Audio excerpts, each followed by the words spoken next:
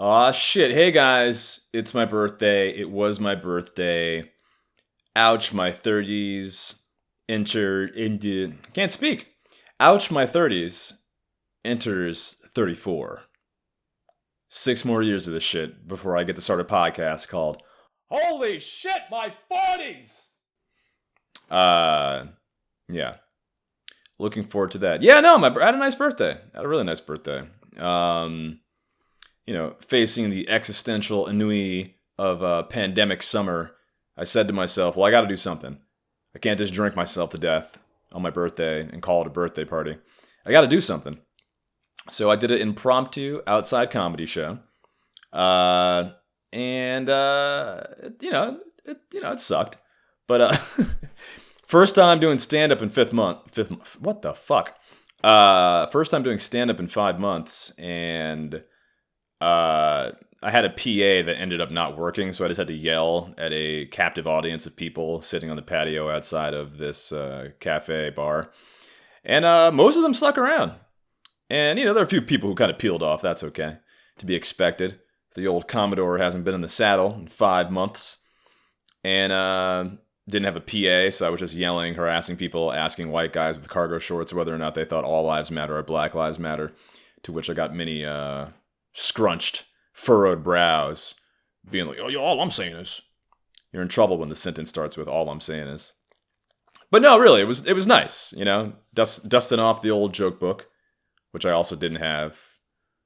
I was wildly unprepared, is the point here, guys.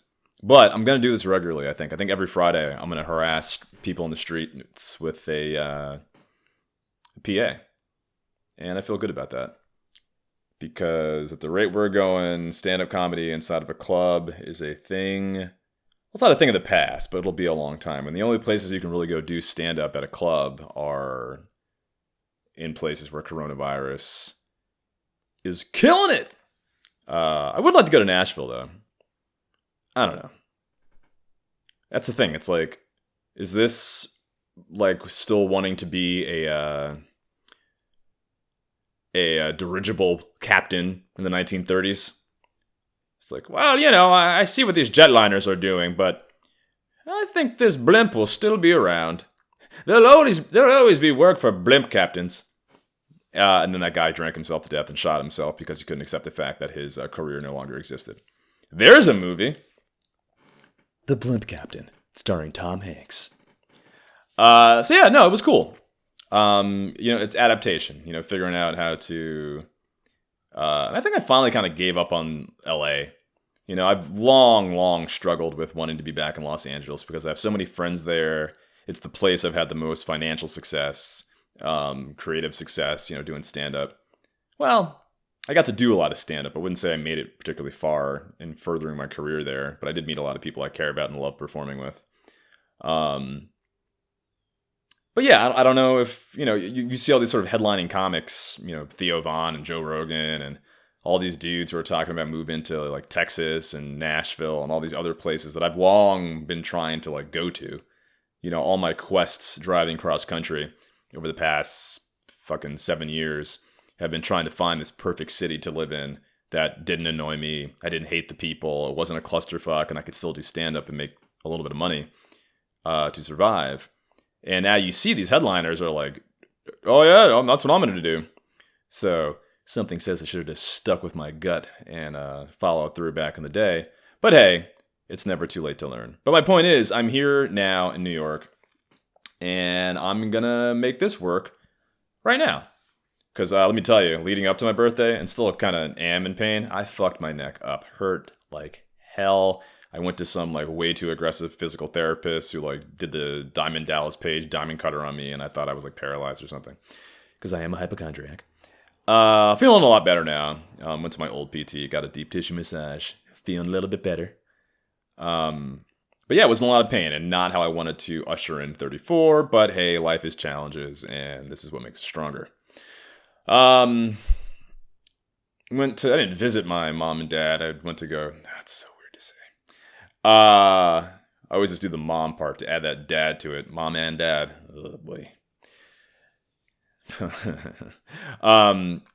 I went to go get my mail because all my mail gets sent there because I'm a transient, and that place has been my base for a very long time. For my mail, so I go to get my mail, and I check the mailbox, and it says, my father, George, or no, it says, the state of New York versus George, my father. And it's parking tickets. I thought that was like, oh, they got them already. Okie doke. So I walk into the house. He's asleep on the couch, like a big baby. And I wake him up, or I go over to him, and I lean in with the letter, and I go, they're looking for you. As he like wipes the sleep out of his eyes. So I don't know. I try to bring a little levity to the situation. I'm still, nonplussed, none too pleased about it, and like pissed off. But at the same time, like I've learned enough about life to like, do that move where it's just like, if they could die tomorrow, like you'd regret being angry at them and all that shit, which I believe and understand, but I don't feel it. You know what I mean? So like, part of me wants to just be like, whatever, Duval, just move on. But the other part of me doesn't want them to feel like it's okay. Or I don't want, because my mom's thing is just like, pretend nothing's wrong. Always, in all fucking things. And it's why I have so much goddamn animosity towards her. She just pretends there's not an issue. So like, I walk in, she's like, oh, those are nice new shoes you have there. Oh, so how's the bit? I'm like, and I'm just sitting there glaring at her, being like, I'm here for my fucking mail.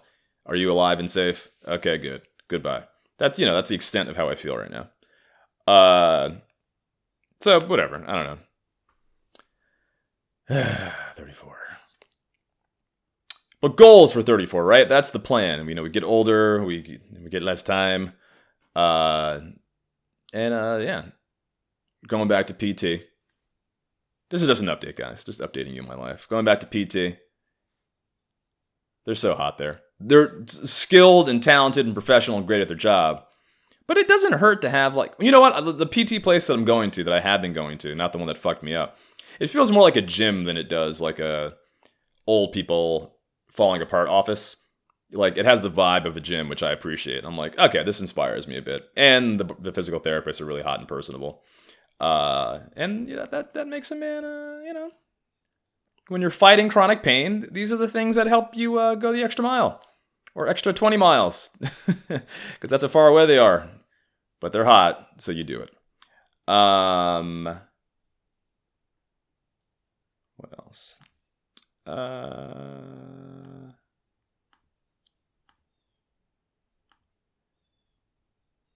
Been on that rural Tinder.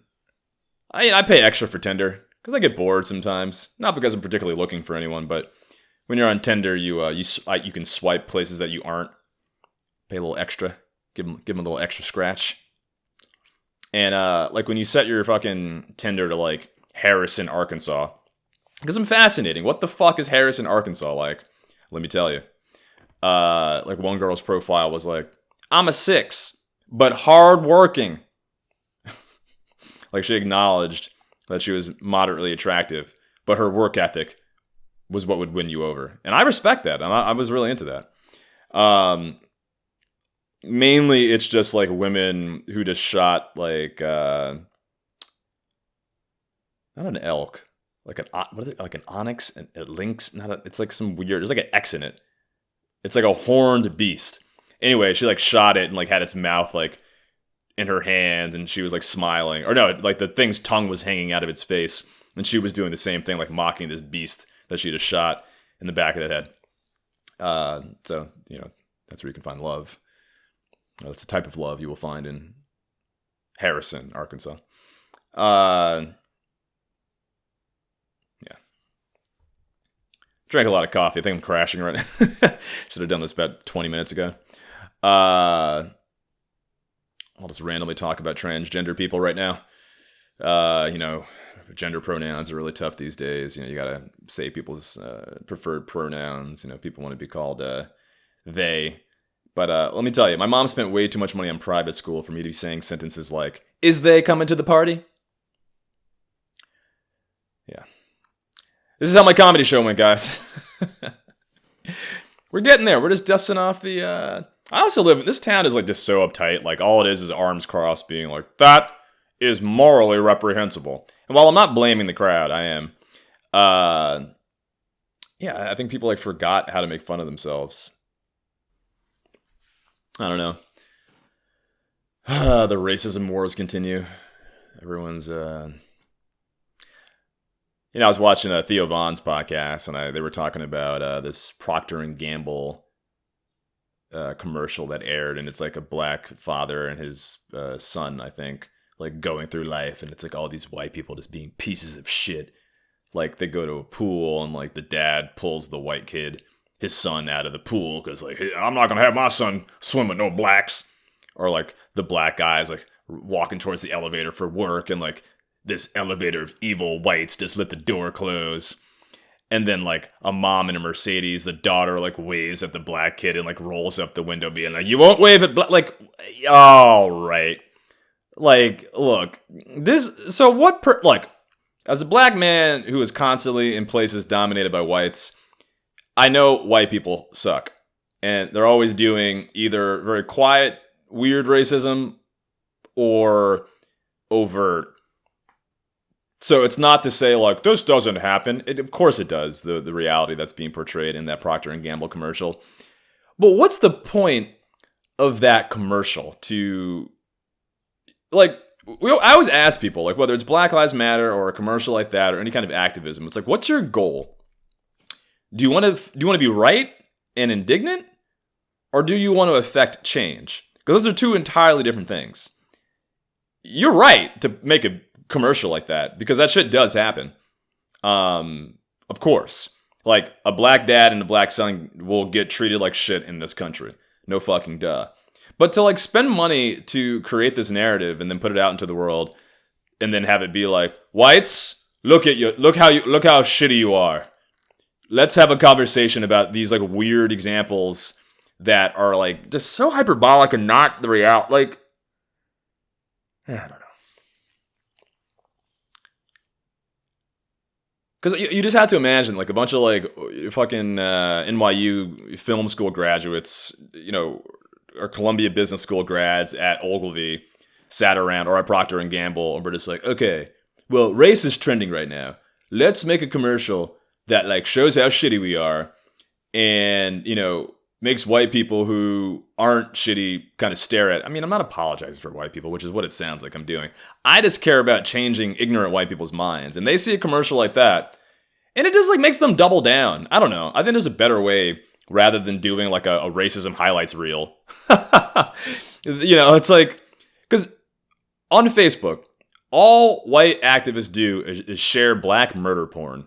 All they fucking want to do is share videos of black people being brutalized, or like they just found out about the Tulsa massacre and they're like, oh my god. Black people know this shit. Racist white people either know about it because they were there and or don't care. So it's like all of this is just for like liberal white people who just woke up to racism and are like, oh man, it's like they just got like a new magazine. They're like, oh wow, look at this. I don't know. It just gets exhausting when you just see the racial conversation happening in such a narrow band way that lacks any nuance. It's always these extreme fucking examples. Look, I've been around a lot of racist people, but like pulling your son out of the pool and like telling a white, like, that's not like a good buddy of mine who's a very successful black man. He commented to me, he said, racism only bothers me when it affects my schedule. I think white people are underestimating just how powerful black people are.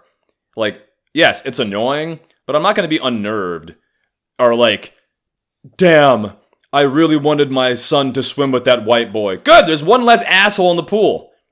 Like, these fucking soft white kids from NYU and Emerson are creating these goddamn narratives about culture that suppose that black people are these fucking helpless, weak creatures who can no longer stand. Like, I hated that shit being checked on with George Floyd. Look, I'm 34 fucking years old. Yes, I'm used to racism, okay? I don't need to be checked on to see how I'm fucking doing. You know what I could use? A goddamn blowjob or a hand job from all those bitches I went to high school with. Yeah, now we're cooking. I don't need, like, an apology letter from fucking Procter and Gamble or, some soft-ass, like, all these, even like other black people, they get on TikTok and they're just like, I'm having a lot of trouble right now dealing with this shit. It's like, nut up. No, you're not. You're stronger than that. You're better than that, all right? Black people have been fucking dealing with this shit forever. And don't tell me just because all the shit's trending now, we can't handle it. We've been handling this shit for far too long. Don't you throw in the towel yet. I don't know. This is why black people and white people hate me. But you understand what I'm saying. Like, we're powerful. We are more powerful than a white lady rolling up her window so her shitty fucking daughter couldn't wave at mine, at my son.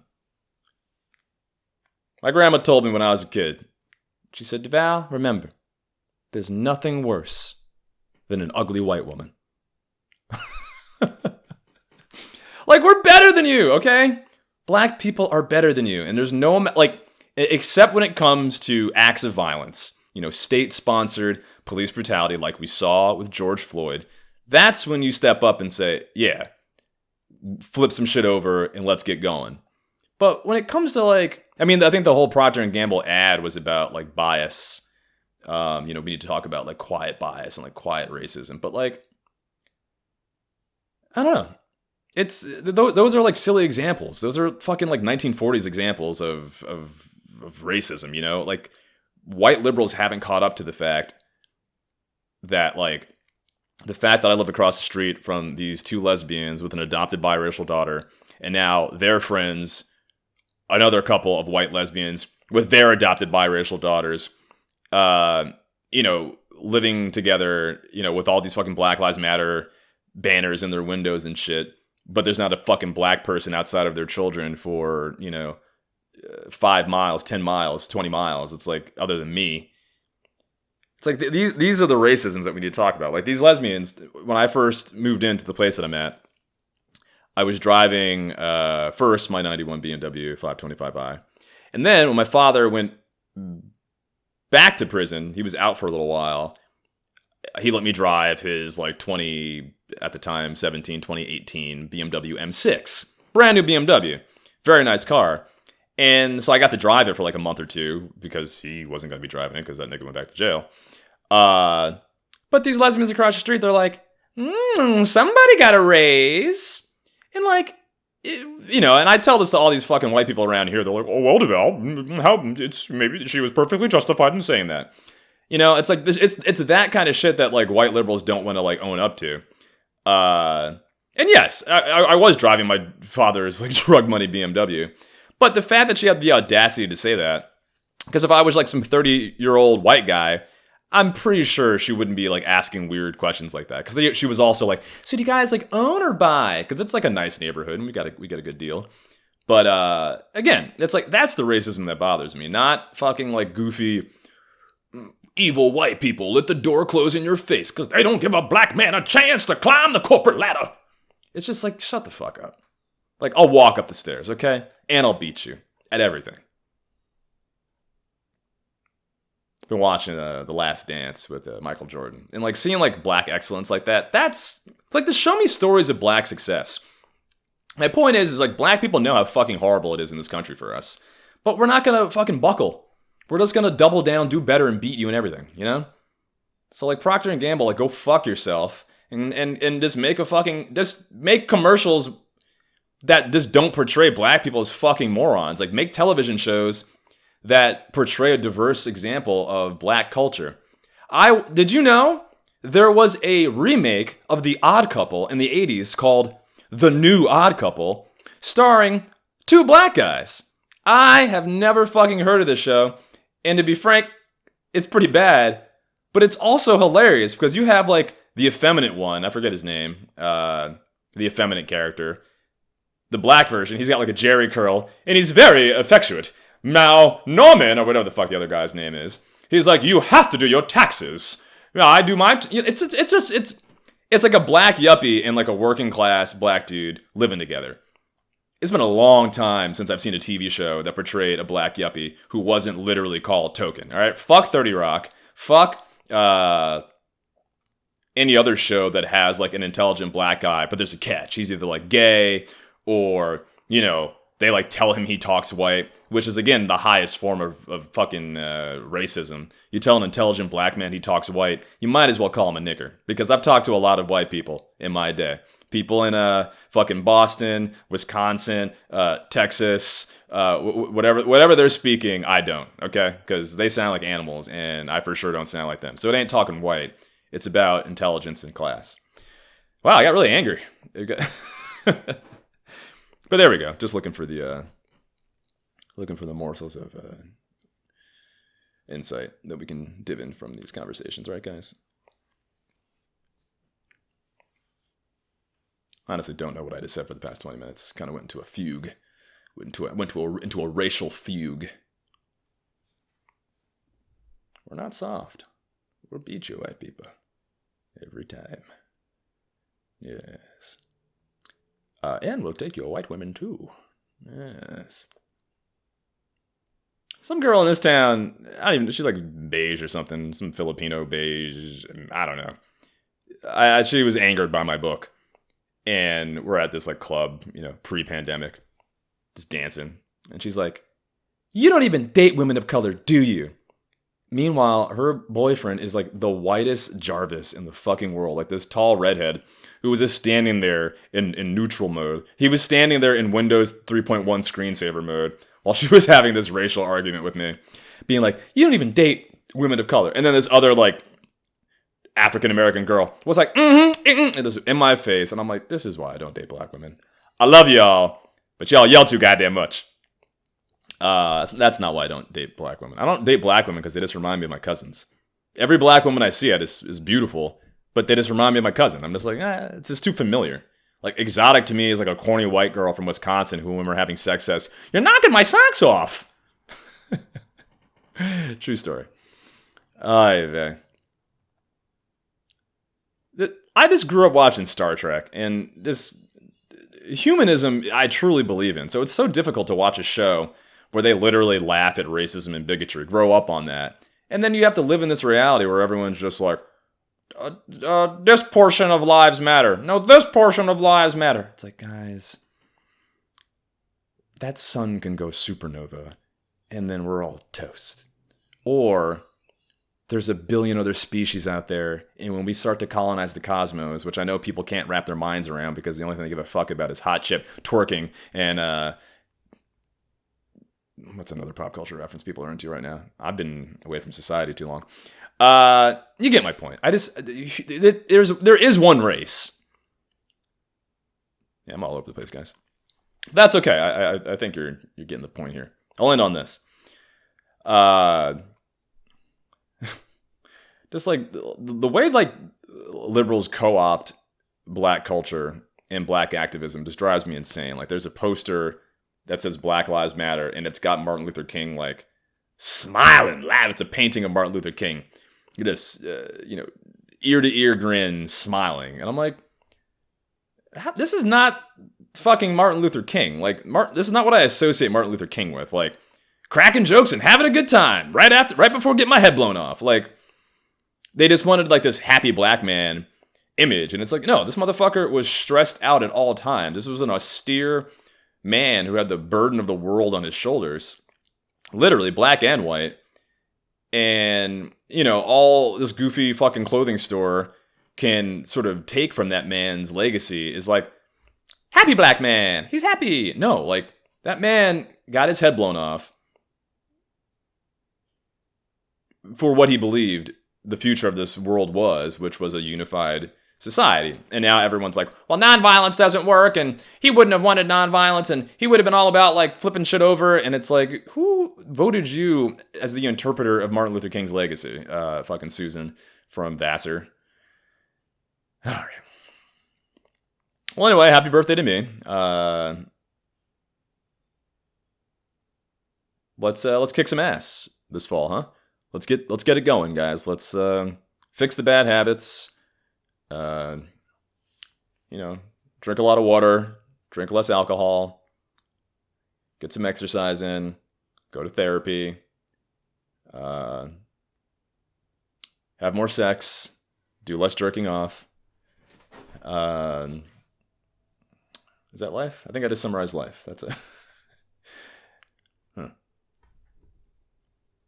All right, cheerio, guys. Thank you.